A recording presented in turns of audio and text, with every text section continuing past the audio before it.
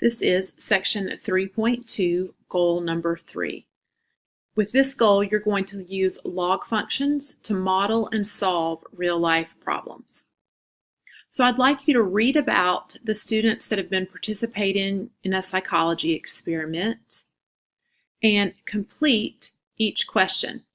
And you will use an algebraic solution in the first column and a corresponding graphical solution in the second column.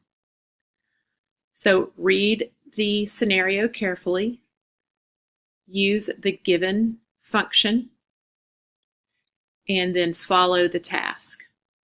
And I'll quickly check this at the beginning of our next class period, and everyone that has completed it in full, showing work for the algebraic solution and showing the appropriate graphs, will receive bonus point or 2 on the corresponding quiz.